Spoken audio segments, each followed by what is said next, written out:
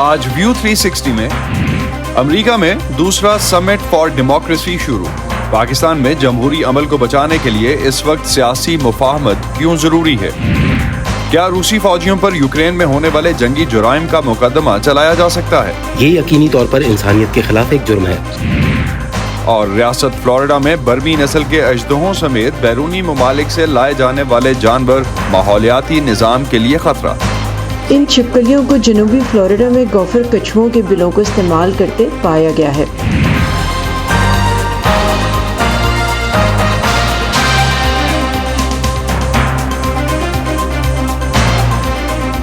Voice of امریکہ کے Washington studios میں آپ سب کو خوش آمدید. آپ دیکھ رہے ہیں پروگرام ویو 360 اور میں ہوں اسد اللہ خالد.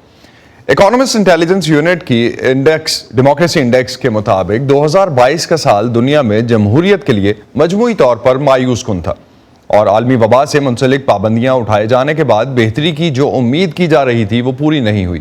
دنیا کے وہ ممالک جہاں جمہوریت کا سکور سب سے کم ہوا ان میں یوکرین میں جنگ میں مصروف روس ٹاپ پر تھا. آج سے جمہوریت کے لیے امریکہ کی دوسری سربراہی کانفرنس کا آغاز یوکرین میں امن کے بارے میں ایک ورچوئل گفتگو سے ہوگا جس میں یوکرین کے صدر ولادیمیر زیلنسکی شامل ہوں گے. بائیڈن انتظامیہ کی طرف سے یہ کانفرنس 2021 میں شروع کی گئی تھی جس کا مقصد دنیا میں جمہوری اقدار کے فروغ پر کام کرنا تھا. زیادہ تر ورچوئل ایونٹس پر مشتمل اس سمٹ میں 121 رہنماؤں، سول سوسائٹی گروپس اور ٹیکنالوجی کمپنیز کو شرکت کی دعوت دی گئی ہے. ترکی، سعودی عرب، مصر اور سنگاپور سمیت امریکی پارٹنرز مانے جانے والے بعض ملکوں کو سمٹ میں مدعو نہیں کیا گیا. تاہم بھارت مدعو کیے گئے ممالک میں شامل ہے جہاں چند روز پہلے ہی اپوزیشن لیڈر راہل گاندھی کو ایک عدالتی حکم نامے کے تحت پارلیمنٹ کی رکنیت سے نااہل قرار دے دیا گیا ہے. پاکستان کو بھی شرکت کی دعوت دی گئی تھی. ارم عباسی اس وقت ہمارے ساتھ کیپٹل ہل سے موجود ہیں، ان سے اس حوالے سے مزید بات کرتے ہیں. ارم، پاکستان نے اس بار بھی سمٹ میں شرکت کرنے سے معذرت کر لی ہے، کوئی تفصیل آئی اس حوالے سے؟ اسد، وزارت خارجہ کی جانب سے جو ایک بیان آیا ہے اس میں صرف یہ کہا گیا ہے کہ پاکستان جو ہے وہ اس سمٹ میں شرکت نہیں کرے گا. اور جیسے کہ آپ نے کہا کہ پہلی جو سمٹ ہوئی تھی 2021 میں اس میں بھی پاکستان نے شرکت سے معذرت کر لی. پاکستان نے یہ کہا ہے کہ انسانی حقوق، جمہوری اقدار کو اپہولڈ کرنے کے لیے، کرپشن کے خلاف جنگ لڑنے کے لیے پاکستان جو ہے امریکہ اور اس سمٹ میں شریک جو 121 ممالک کے شرکاء ہیں ان کے ساتھ دو طرفہ طریقے سے کام جاری رکھے گا. امریکہ کا شکریہ ادا بھی پاکستان نے کیا، لیکن پچھلے سال جب پاکستان نے شرکت نہیں کی تو ایک یہ تاثر سامنے آیا تھا کہ پاکستان چین کی وجہ سے، کیونکہ امریکہ نے چین، سعودی عربیہ کو اس سمٹ کے لیے مدعو نہیں کیا اور بعض مبصرین کا یہ خیال تھا کہ پاکستان جو ہے وہ چین کی وجہ سے شرکت نہیں کر رہا. اس سال تائیوان کو بلایا گیا ہے اس سمٹ کے لیے، چین کو مدعو نہیں کیا گیا. تو اب پھر یہ رومرز یا مبصرین کا یہ تاثر یا یہ بعض ہلکے بات کر رہے ہیں کہ پاکستان جو ہے چائنا کی وجہ سے جو ہے اس سمٹ میں دوبارہ شرکت نہیں کر رہا. کہ پاکستان جو ہے اس کی تردید پچھلے سال بھی کر رہا تھا، اس سال بھی کر رہا ہے، لیکن پاکستان جو ہے وہ ون چائنا پالیسی پہ بلیو کرتا ہے. تو کیا فوکس کیا ہے اس بار اس سمٹ کا، اور خاص طور پہ سمٹ پہ تنقید بھی ہوئی ہے، کس حوالے سے یہ زیادہ تنقید کی زد میں ہے سمٹ؟ جی بالکل اسد، آج جو یہ سمٹ شروع ہو رہی ہے اس میں بیسکلی امریکہ کی کیبنٹ اور کیبنٹ لیول کی میٹنگز ہو رہی ہیں جس میں اس سمٹ کی تھیمز کے حوالے سے بات کی جائے گی، ان کو ہائی لائٹ کیا جائے گا. کل سے آفیشلی اس سمٹ کا سٹارٹ ہوگا جس میں دنیا کے جو باقی ممالک ہیں جو شریک ہو رہے ہیں ان کے لیے صدر بائیڈن اور جو 5 ممالک جو ہوسٹ کر رہے ہیں اس سمٹ کو اس میں ہیں Costa Rica, Zambia, Netherland, South Korea امریکہ کے ساتھ مل کر اس سمٹ کو ہوسٹ کر رہے ہیں. تو کل جو ہے جو بائیڈن بھی اپنے اوپننگ ریمارکس دیں گے. آج جیسا کہ آپ نے بتایا کہ یوکرین میں امن اور سلامتی لانے کے لیے جو ہے ایک پینل ڈسکشن ہوگی جس کا وزیر خارجہ اینتھنی بلنکن جو ہے اس کو ہوسٹ کر رہے ہیں. اس سال اس سمٹ کی جو تھیم ہے وہ ہے میڈیا کی فریڈم اور جمہوریت کے اقدار کو پوری دنیا میں اپہولڈ کرنا. صحافیوں کے تحفظ اور سیکیورٹی کو یقینی بنانے کے حوالے سے بات چیت ہوگی. پھر on line freedom of expression کے حوالے سے بھی بات ہوگی اور ساتھ ہی ساتھ ٹیک جو کہ ایک بہت امپورٹنٹ شعبہ سمجھا جا رہا ہے اور ڈیموکریسی کے لیے بھی، اور سیکیورٹی کے حوالے سے بھی ٹیک کی سیکیورٹی اور ٹیک کمپنیز کو کس طرح سے انہانس کر کے اپنی نیشنل سیکیورٹی دیگر ممالک جو ہیں اس کو اسٹرینتھن کر سکتے ہیں. تو یہ تھیم ہے اس سمٹ کی جو کہ 30 مارچ تک جاری رہے گی. اور جیسا کہ آپ نے کہا کہ یوکرین کی جنگ جو ہے وہ حاوی رہی پچھلے سال کی پروگریس پہ اگر بات کریں, اور یہاں پر امریکہ میں بھی بعض ناقدین یہ کہتے ہیں کہ بائیڈن انتظامیہ کے جو ڈیموکریسی کے حوالے سے جو گولز تھے وہ اچیو ہوتے ہوئے پچھلے سال اگر تجزیہ کیا جائے تو اتنے واضح طور پر نہیں لگتا کہ وہ اپنے گولز اچیو کر سکیں. بہت شکریہ ارم عباسی, آپ ہمیں اپڈیٹ کر رہی تھیں اس سمٹ کے حوالے سے. اگر ہم خطے کی بات کرتے ہیں تو اکانومسٹ انٹیلیجنس یونٹ کے انڈیکس پر پاکستان 167 ممالک میں 107ویں, بھارت 73 میں اور بنگلہ دیش معذرت کے ساتھ بنگلہ دیش 73 میں اور بھارت 46ویں نمبر پر ہے, جبکہ افغانستان لسٹ میں سب سے نیچے تھا. خطے کی صورتحال پر بات کرتے ہیں امتیاز عالم سے جو اس وقت ہمارے ساتھ موجود ہیں, سیکرٹری جنرل ہیں ساؤتھ ایشیا فری میڈیا ایسوسی ایشن کے. امتیاز, پاکستان, بنگلہ دیش اور بھارت, کیا یہاں آپ کو کوئی چیزیں مشترک دیکھنے کو ملتی ہیں جس کی وجہ سے عالمی تنظیمیں یہاں جمہوری اقدار کو ہمیشہ خطرے میں دیکھتی ہیں؟ یہاں پہ آمرانہ رجحان یعنی اتھارٹیرین ٹینڈنسیز بہت زیادہ ہیں, اور پولیٹیکل پارٹی جو پاور میں آتی ہیں وہ کوشش کرتی ہیں خاص طور پر بنگلہ دیش میں اور انڈیا میں کہ وہ تمام سپیس کو قبضہ کر لیں. اوپر سے پھر کمیونل اختلافات بھی ہیں اور سیاسی اختلافات بھی ہیں, اور پاکستان میں جو صورتحال دوسری ہے کہ یہاں پہ بہت زیادہ فوجی یا کہہ لیں کہ ملٹری اسٹیبلشمنٹ کا غلبہ رہا ہے, اور وہ ہی یہاں پہ پاکستانی پالیٹکس کو چلاتے رہے ہیں, اتارتے رہے ہیں پٹڑی سے. اور ابھی ہائیبرڈ رجیم کا کرائسس چل رہا ہے, اور دوبارہ سے کوششیں ہیں, اب معلوم نہیں کہ وہ کتنی ہیں اور کہاں تک جائیں گی کہ پھر سے وہ ہائیبرڈ نظام آ جائے. لیکن سیاسی کشمکش اور کانفلکٹ بہت زیادہ ہے, اوپر سے معاشی بریک ڈاؤن ہے اور کانسٹیٹیوشنل بریک ڈاؤن کا بھی امکان ہے. لگتا ہے کہ سپریم کورٹ بھی شاید تقسیم ہو گئی ہے. تو آپ سمجھتے ہیں, اگر ہم اس سمٹ کے حوالے سے کچھ بات کر لیں and then will get back to Pakistan as well, کہ امریکہ پہ بھی تنقید ہوتی ہے کہ وہ اپنے مفادات کے لیے غیر جمہوری حکمرانوں سے نہ صرف تعلقات رکھتا ہے بلکہ ان کے غیر جمہوری کاموں سے صرف نظر بھی کرتا ہے. اس حوالے سے پاکستان پہ بھی اور پاکستان کے اس سے پہلے جو ملٹری رولرز رہ چکے ہیں ان پہ بھی تنقید ہوتی ہے. اس سے خود امریکہ کے جمہوریت پر موقف کو آپ کیسے دیکھتے ہیں؟ دیکھیے, اب پاکستان کے حوالے سے تو کیس اچھا نہیں ہے, کیونکہ پاکستان میں فوجی حکومتوں کے دوران تعلقات امریکہ اور پاکستان کے بہت قریب رہے ہیں, اور طویل آمریتوں کو امریکہ پشت پناہی کرتا رہا ہے, سرپرستی کرتا رہا ہے, اور ہم ان کے ہینڈ آؤٹس پہ زندہ رہے ہیں. جیسے ایوب خان کا سنہری دور دیکھ لیں, یا پھر ضیاء الحق کا اسلامی دور دیکھ لیں, اور مشرف کی ماڈریٹ جو بھی تھی انلائٹنمنٹ وہ دیکھ لیں. ان تینوں فوجی پیریڈ میں ہم دیکھتے ہیں کہ امریکہ نے کچھ عرصے کے بعد یعنی سال 6 مہینے کے بعد بہت لمبی سرپرستی کی, اور یہاں جمہوری حکومتوں کو دبانے میں بڑا کردار ادا کیا, اور آج تک ہم ابھی تک سسک رہے ہیں اس ساری پرانی روایت کے تحت. ہندوستان میں صورتحال یہ بن گئی ہے کہ وہاں پہ یہاں پہ پورے سب کانٹیننٹ میں اقلیتوں کو برا حال ہے, بھلے وہ بنگلہ دیش ہے, پاکستان ہے, بھارت ہے. اور لیکن امتیاز, اس پورے سلسلے میں پھر آپ امریکہ کا جو موقف رہتا ہے جمہوریت کے حوالے سے, اس کو آپ کس طرح سے دیکھیں گے؟ اس پہ کرٹیسزم ٹھیک ہے کیونکہ ابھی یوکرین جنگ میں روس پہ غلبے کے لیے یا روس کو کارنر کرنے کے لیے وینزویلا کے ساتھ ہاتھ ملانا امریکہ کا, اس پہ کافی تنقید ہوئی ریسنٹلی. یہ ہم پورے لیٹن امریکہ میں بھی دیکھتے ہیں, پاکستان میں بھی دیکھتے ہیں, اور ہمیں بہت سلیکٹڈ نظر آتا ہے منتخبہ قسم کا انسانی حقوق پہ موقف امریکہ کا. ابھی آپ دیکھ لیجئے ہندوستان میں جس طرح اقلیتوں کے ساتھ سلوک ہو رہا ہے, اور جس طرح ہندوتوا کا ابھار ہو رہا ہے, ان کا اسٹیٹ ڈپارٹمنٹ کی اور دوسرے تھنک ٹینکس کی رپورٹس آتی ہیں, لیکن ہم نے دیکھا ہے کہ چائنا کے خلاف چائنا دشمنی میں وہ سب آنکھیں بند کیے ہوئے ہیں. اسی طرح پاکستان میں بھی آپ دیکھ سکتے ہیں کہ کتنا ظلم ہوا ہے ضیاء الحق کے زمانے میں, اور خود ایوب خان کے زمانے میں اور پھر مشرف کے زمانے میں بھی. تو آپ سمجھتے ہیں کہ اس پہ امریکہ جو ہے اس طرح سے اس کو اس طرح سے نہیں دیکھتا جس طرح سے اگر ہم میرٹ پہ سمجھیں تو.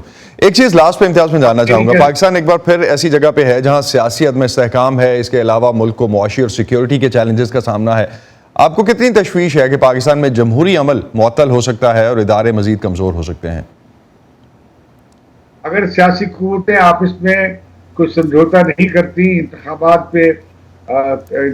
کے فریم ورک پہ اور انتخابات کے ٹائم فریم پہ, اور اسی طرح لڑائی چلتی رہتی ہے, تو سیاسی بریک ڈاؤن تو ہونے جا رہا ہے یا ہو گیا ہوا ہے. اور اب ہم دیکھتے ہیں کہ شاید آئینی بریک ڈاؤن بھی ہو جائے, جس طرح کہ سپریم کورٹ میں ہمیں جھگڑا نظر آ رہا ہے. معاشی بریک ڈاؤن تو پہلے ہی ہے. تو میں تو سمجھتا ہوں کہ بڑی خوفناک صورتحال ہے. دس کنٹری کین امپلوڈ, اور اس کے لیے تمام سیاسی قوتوں کو اور خاص طور پر پی ٹی آئی کو پارلیمنٹ میں واپس جانا چاہیے اور معاملات کو سلجھانے کی سیاستدانوں کو کوشش کرنی چاہیے. تو سیاستدان ہی معاملہ سلجھائیں گے تو اس کے بعد یہ حالات آگے چل سکتے ہیں. بہت شکریہ امتیاز عالم, آپ ہمارے ساتھ تھے. پاکستان کی سپریم کورٹ کے 2 ججوں نے چیف جسٹس عمر عطیہ بندیال کے انتخابات کیس میں دیے گئے فیصلے سے اختلاف کرتے ہوئے الیکشن کمیشن کے از خود نوٹس کیس میں اختلافی نوٹس جاری کیے ہیں, جس کے بعد آج قومی اسمبلی سے خطاب میں وزیر اعظم پاکستان شہباز شریف نے کہا کہ عدلیہ کے اندر سے اٹھنے والی آوازیں امید کی کرن ہیں. اب اگر پارلیمنٹ نے قانون سازی نہ کی تو پھر آنے والی نسلیں انہیں معاف نہیں کریں گی. کیا پاکستان میں ججز کے درمیان یہ اختلاف ایک معمول کا عمل ہے؟ ان اختلافی نوٹس کی اہمیت سے متعلق سپریم کورٹ کی وکیل اور برطانیہ کی یونیورسٹی آف برمنگھم میں قانون کی پروفیسر ڈاکٹر امبر ڈار سے وائس آف امریکہ کی ارم عباسی نے بات کی. اس معاملے میں اختلافی نوٹ نے تھوڑے جہاں تک مجھے لگتا ہے کہ سخت الفاظ کا استعمال کیا ہے, کہ انہوں نے کہا ہے کہ جو چیف جسٹس ہیں وہ اپنی مرضی سے بینچز بنا رہے ہیں اور اپنی مرضی سے فیصلے کر رہے ہیں, اور کورٹ کو ایسے چلا رہے ہیں جیسے ان کا اپنا کورٹ ہے اور اس میں وہ ہر فیصلہ اپنی مرضی کے مطابق لے سکتے ہیں. تو جہاں تک ڈسینٹنگ نوٹس کا تعلق ہے, وہ ہماری قانون سازی کا ایک بہت اہم حصہ رہے ہیں ہمیشہ سے, نہ صرف پاکستان میں بلکہ تمام کامن لا ممالک میں جو فارمر برٹش کالونیز بھی رہ چکی ہیں, جو کامن لا سسٹم کو فالو کرتی ہیں, وہ کیس کو ڈیسائیڈ نہیں کرتے لیکن وہ قانون کی باریکی کو الیبوریٹ کرتے ہیں, اور وہ اس بات کو ریکگنائز کرتے ہیں کہ لا کو انٹرپریٹ کرنے کے ایک سے زائد طریقے ہو سکتے ہیں. ڈاکٹر امبر, بعض ملکوں میں یہ بھی کہا جا رہا ہے کہ ججز جو ہے اس معاملے پر سیاسی بنیادوں پر سائیڈز لے رہے ہیں. آپ کو ایسا لگتا ہے؟ دیکھیے, میرے نزدیک تمام جوڈیشری قابل احترام ہے. میں نہیں چاہوں گی کہ ہم ان کے بارے میں ایسی کوئی بات کہیں جس سے کسی بھی گروپ اے یا گروپ بی کے بارے میں کوئی بھی ہم اس طرح کی بات ان کے بارے میں کریں. لیکن ہاں, جو بات میں کہوں گی کہ جو بھی سو موٹو نوٹس لیا گیا, جس میں الیکشن کے ایشو کو ہمارے سینئر جج حضرات نے ٹیک اپ کیا 184(3) کے تحت, جہاں تک مجھے نظر آ رہا ہے شاید وہ قانون کے مطابق ایک ان یوزول موو تھی, جس کی بات سمہاؤ اتنی بنتی نہیں تھی کہ ایک کیس اگر لاہور میں پینڈنگ ہے, ایک اپیل پینڈنگ ہے, تو اس کے اوپر ہی ایک فنڈامنٹل رائٹس کے اوپر کورٹ خود سے ہی ایک پٹیشن سننا شروع کر دے. وہ ایک بہت غیر معمولی بات تھی. پھر کچھ حد تک ہم یہ بھی کہہ سکتے ہیں کہ وہ سو موٹو نوٹس جو تھا وہ کسی حد تک ایگزیکٹو کے جو معاملات ہیں اس میں انٹرفیئر کر رہا تھا. تو اگر یہ اختلافی نوٹ ہمیں واپس قانون کی طرف لاتا ہے تو میرا خیال ہے ہم اسے سائیڈ لینا نہیں کہیں گے. ہاں, سوشل میڈیا کی بھرمار زیادہ ہے تو لگتا ہے کہ عوام کی آواز بہت اونچی ہو گئی ہے, لیکن ججز جو اپنا کام کرنا جانتے ہیں اور جن کی ایک باقاعدہ ٹریننگ قانون کی باریکیوں میں ہوئی ہوتی ہے, ان کو اس طرح کی چیزوں سے اتنا فرق نہیں پڑنا چاہیے. تو اس کا کیا امپیکٹ ہوگا پاکستان کے عدالتی نظام پر؟ قانون کی بالادستی کے لیے ایک بہت اہم اس کا کردار رہے گا, کیونکہ اس میں تمام باتیں جو کی گئی ہیں وہ ان پرنسپلز کو سامنے رکھتے ہوئے کی گئی ہیں. وہ ہمیں یاد کروا رہا ہے کہ جوڈیشری کا اصل فنکشن کیا ہے, اور یہ کہ جوڈیشری بھی ایک ضابطے کے اندر محفوظ ہو کر اپنا کام کر سکتی ہے, نہ کہ اس ضابطے کے باہر نکل کے کام کر سکتی ہے. اختلافی نوٹ ہم دیکھ رہے ہیں, وہ ہمیں ریمائنڈ کروا رہا ہے کہ ہم کہاں سے آ رہے ہیں اور ہم نے کہاں کس کس ڈائریکشن میں ہمیں فیوچر میں موو کرنا ہے. بھارتی صحافی صدیق کپن کو حال ہی میں 2 سال بعد جیل سے رہا کیا گیا ہے. بھارتی حکومت نے انہیں 2020 میں اس وقت گرفتار کیا تھا جب وہ ایک لڑکی کے ریپ اور قتل کی رپورٹنگ کے لیے جا رہے تھے. صدیق کپن پر مسلمانوں کو بھڑکانے کا الزام لگایا گیا تھا. کپن کی انصاف کے لیے جدوجہد اور ان کے جیل میں گزارے گئے وقت کے بارے میں ہم ایک تفصیلی دستاویزی فلم اس ہفتے ویو 360 میں آپ کے لیے شامل کریں گے. کیا آپ کے موبائل اور لیپ ٹاپ پر وائس آف امریکہ کی ویب سائٹ نہیں کھلتی؟ تو آپ ہمارا کانٹینٹ دیکھنے اور پڑھنے کے لیے ہمارے فیس بک پیج پر آئیں.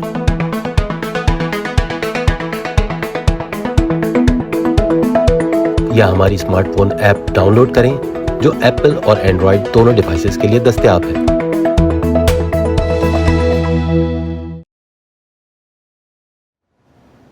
اور اب کچھ بات اسرائیل کی. اسرائیل میں بڑے پیمانے پر مظاہروں کے بعد وزیر اعظم بنیامن نیتن نے متنازع عدالتی اصلاحات کے منصوبے پر کارروائی معطل کر دی ہے.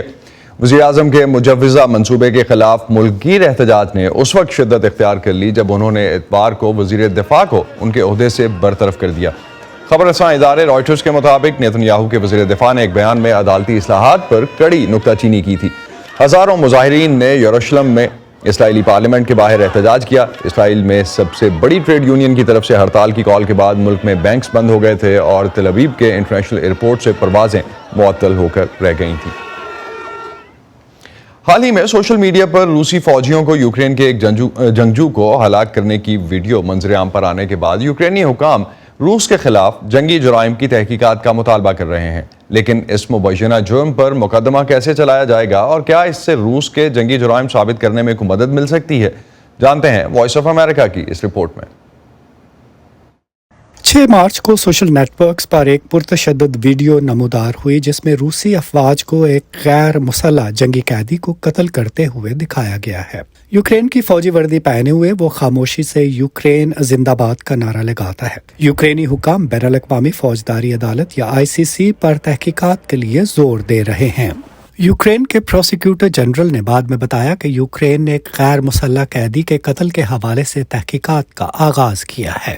یوکرین کی مسلح افواج کا کہنا ہے کہ جس شخص کو موت کی سزا دی جا رہی ہے وہ نشانے باز اولیگزانڈر میٹسیوسکی تھا. امریکی ماہرین کا خیال ہے کہ یہ ویڈیو یوکرین میں روسی افواج کے جنگی جرم کے ثبوت کے طور پر پیش کی جا سکتی ہے. واضح طور پر یہ جنگی جرم کے ارتکاب کا ثبوت ہے اور یقینی طور پر یہ فلم نہ صرف بین الاقوامی فوجداری عدالت بلکہ یوکرین کی عدالتوں میں جاری تحقیقات میں پیش کی جائے گی جو اس جرم کا مشاہدہ کریں گے اور اس بات کا تعین کریں گے کہ اس وقت اس علاقے میں کون سے فوجی یونٹ تھے اور کون ان کی کمان کر رہا تھا. یوکرین کے پروسیکیوٹر جنرل کی حمایت کرنے والے بین الاقوامی تفتیش کاروں کے ایک مشترکہ گروہ موبائل جسٹس ٹیمز کے سربراہ کا کہنا ہے کہ اس بات کا تعین کرنا ہوگا کہ آیا مبینہ طور پر کیے جانے والے جنگی جرائم کو قانونی طور پر نسل کشی قرار دیا جا سکتا ہے یا نہیں. یہ یقینی طور پر انسانیت کے خلاف ایک جرم ہے. صرف ایک سوال باقی ہے کہ آیا یہ نسل کشی کے زمرے میں آتا ہے یا نہیں، اور یہ اندازہ لگانے میں تھوڑا وقت لگے گا. نیو یارک یونیورسٹی میں سینٹر فار گلوبل افیئرز کی پروفیسر جینیفر تراہن کا خیال ہے کہ قتل کی یہ ویڈیو ہمیں ایک اور یاد دہانی کراتی ہے کہ یوکرین میں روس کے جنگی جرائم کی تحقیقات کے لیے بین الاقوامی عدالت کیوں ضروری ہے. اگر جارحیت نہ ہوتی تو ہمارے پاس انسانیت کے خلاف جرائم یا جنگی جرائم بھی نہ ہوتے. ہمارے پاس ان جرائم کی خوفناک ویڈیو بھی نہ ہوتی، نہ کوئی قتل ہوتا اور نہ کوئی نقصان ہوتا. اس لیے یہ ایک یاد دہانی ہے کہ ہمیں اس ٹریبیونل کی ضرورت کیوں ہے. ماہرین اس بارے میں اختلاف کر سکتے ہیں کہ ان جنگی جرائم کی تفتیش کیسے ہو اور ان پر کیسے مقدمہ چلایا جائے. اس طرح کے شواہد کی ویڈیو سے جس میں قتل کیا جا رہا ہے یہ شک باقی نہیں رہتا کہ کسی طرح کی بین الاقوامی تحقیقات ضروری ہیں. اولیسکی کوولانکو کے ساتھ ندیم یعقوب، وائس آف امریکہ. آج کے دور میں سچائی اہم ہے. دنیا میں کہیں بھی سچ کو جانیے صرف ایک کلک سے. VOA پلس پر معلومات اب آپ کی دسترس میں. سیاسی تبدیلیاں، حقیقی کہانیاں، حقیقی لوگ. صرف ایک کلک سے خود کو جوڑیے دنیا بھر کی آوازوں سے، کسی بھی وقت کسی بھی جگہ، صرف VOA پلس پر.